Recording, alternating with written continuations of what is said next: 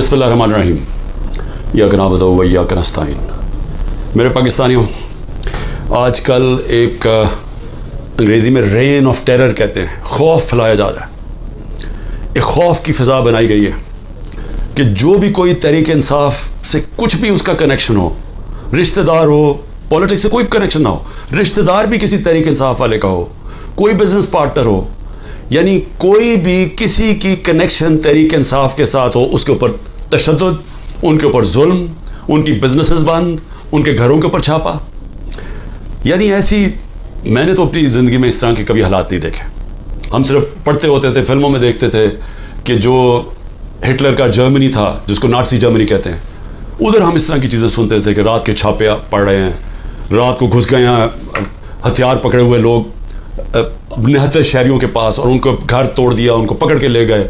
जिसको पकड़ने आया, अगर वो नहीं है तो जो मर्जी मिला उसको पकड़ के ले गए। ये हम तब सुनते थे कि एकदम गायब हो जाते थे लोग, पता ही नहीं चलता था किधर गए हैं। जिस तरह अब आज़म खान का पता चला, उसकी फैमिली का, कि आज़म खान जो मेरे प्रिंसिपल सेक्रेटरी थे, वो रात से पता गायब हुए हुए, पता ही नहीं किधर गए हैं, तो उनको उठा के ले गए। इस जिस तरह इमरान रियाज से हुआ है, उसके घर वाले बैठे हैं, उसकी बीवी है, उसके बच्चे हैं, पता ही नहीं, अदालत कह रहा है प्रोड्यूस करो, पता ही नहीं किधर ले गए जी, हमें पता ही नहीं किधर चला गया। और ये कितनी और कहानी है। घरों में आते हैं, कहीं से उठा लेते हैं, ले जाते हैं, गायब कर देते हैं। और हमारी अदालतें, और मैं आज सलाम करता हूँ उन जजेस को जो इस सारी मुश्किलात और धमकियों के बावजूद, जजेस को धमकियाँ दी जाती हैं, उनको भी बताया जाता है कि आपकी टेपें हैं, आपका ये है, आपकी हमारे पास फाइलें बनी हुई हैं, उनको भी ब्लैकमेल किया जाता है।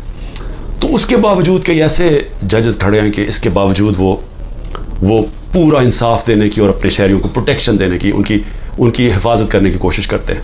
और मैंने तो खुद देखा है जजेस को कि कई जजेस किस तरह खड़े हुए हैं, इन मुश्किल बर्बरियत के दौर के अंदर भी वो खड़े हुए हैं।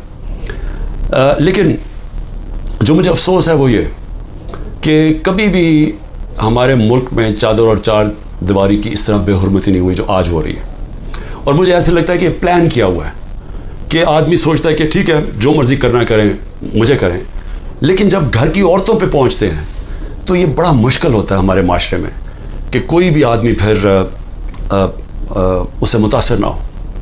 और मैं आज उनकी बात नहीं करूंगा जो चले गए हैं, मैं उनकी बात करूंगा जो इस मुश्किल बर्बरियत के दौर में और इस जुल्म के दौर में आज भी खड़े हुए हैं। मैं उनको ख़ास तौर पे आज सलाम करना चाहता हूँ, क्योंकि मुझे ख़बरें आती हैं कि लोग किस किस मुश्किल से गुजर रहे हैं, घरों से बाहर रह रहे हैं, उनकी बिजनेसेस बंद कर दी हैं, उनके कारोबारों के ऊपर उन्होंने बंद ही नहीं किया, उनको नुकसान पहुंचाया जा रहा है कारोबार को।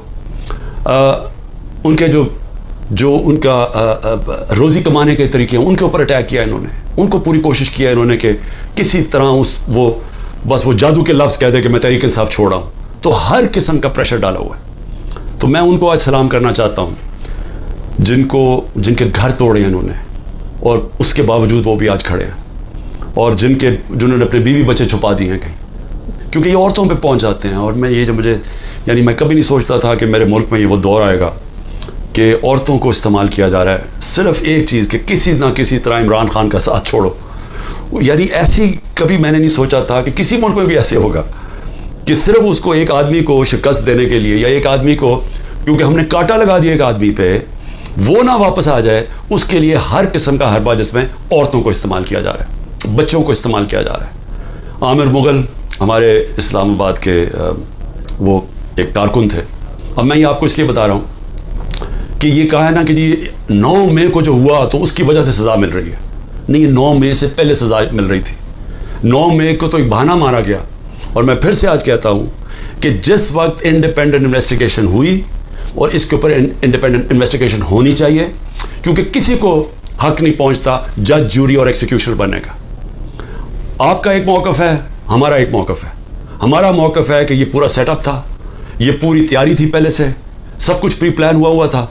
जान के मुझे इस तरह पकड़ा गया कि एक रिएक्शन आए, उस रिएक्शन के ऊपर पहले से प्लान बना हुआ था। अगर प्लान ना बना होता तो एकदम 10,000 लोगों को कौन पकड़ सकता है 2 दिनों के अंदर, जबकि पहले से लिस्टें नहीं बनी हुई थी, पहले से तैयारी नहीं थी, पहले से पुलिस को हुक्म नहीं दिया हुआ था कि तुमने इधर इधर जाना है। ये तो पहले प्लान हुआ था सब कुछ। और हम कह के थक गए हैं कि क्यों नहीं इसके ऊपर इन्वेस्टिगेशन होती। सबसे पहले तो पुलिस चीफ को पकड़े, क्या था, या IG जो पंजाब था, ये दंदनाता फिर रहा है اس کو کیوں نہیں پوچھتے کہ کیا ہوا تھا جب اتنی دیر 2 گھنٹوں کے اندر ایک قافلہ آ رہا تھا وہاں سے لبرٹی چوک سے؟ اس کو بھی نہیں پوچھا.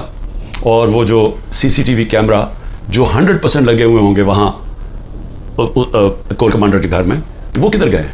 ان کے اوپر کیوں نہیں کوئی ایویڈنس آئی؟ کیوں نہیں وہ جو عسکری بلڈنگ جلائی گئی ہے وہاں آئی وٹنس ہے، اس نے کہا جو لوگ تھے وہ تحریک انصاف کے تھے ہی نہیں جو جلا رہے تھے، اس کے اوپر کیوں نہیں کوئی انکوائری ہوئی؟ ہمارے اپنے لوگ بار بار کہہ رہے ہیں کہ ایسے لوگ ہم نے دیکھے جو ہم پوچھتے تھے کہ کس پارٹی، ہماری پارٹی کے نہیں تھے، وہ لگے ہوئے تھے آگے لوگوں کو کرنے کے لیے. جہاز چوک میاں والی کے اندر وہ کوئی ماچس سے تو نہیں ڈال سکتا تھا وہ جو سیبر وہاں لگا ہوا تھا. میاں والے کے لوگوں کو تو بڑا فخر تھا. کون وہ ہمارے آئی وٹنسز ہیں جو کہہ رہے ہیں کہ یہ 3-4 وہاں لوگ آئے تھے اور وہ بھڑکا رہے تھے اور انہوں نے لیڈ کر رہے تھے لوگوں کو، اور وہ پوچھ رہے تھے تم کون ہو؟ تو بہرحال ایک تو انویسٹیگیشن انڈیپینڈنٹ ہونی چاہیے. لیکن میں عامر مغل کی بات کر رہا ہوں. یہ تو ہوا 9 مئی کو.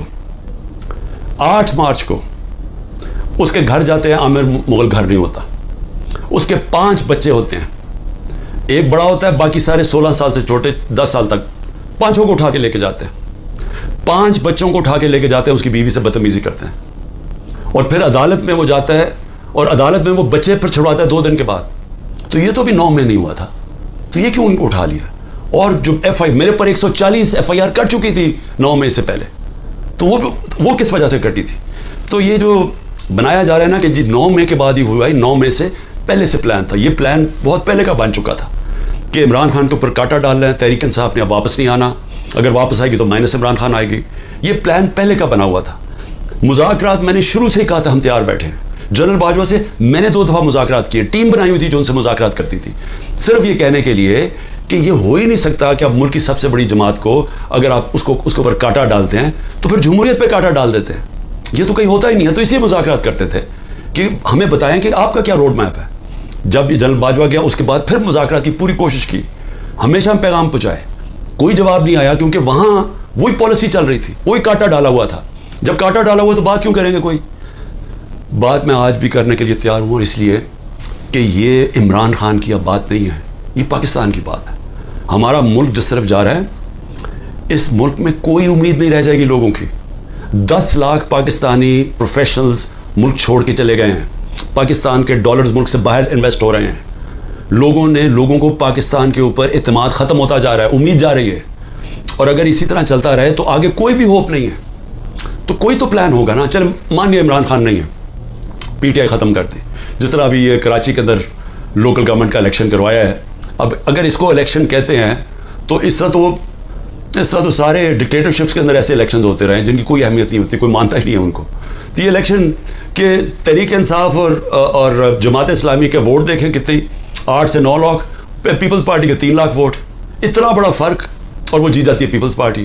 اور جس طرح وہ جیتی ہے پولیس کا استعمال کر کے، تو یہ تو کوئی الیکشن نہیں ہے، اور اس سے تو کوئی ملک کا فیوچر نہیں ہے. کیونکہ الیکشنز تب الیکشن مانے جاتے ہیں جب جس ملک میں رول آف لا ہوتا ہے، جس ملک میں انصاف ہوتا ہے.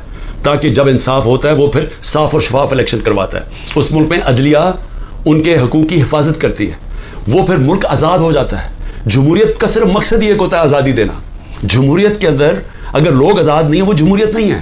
اور جمہوریت کے اندر آزاد ادارے ہوتے ہیں، آزاد الیکشن کمیشن ہوتی ہے، آزاد عدلیہ ہوتی ہے، وہ لوگوں کے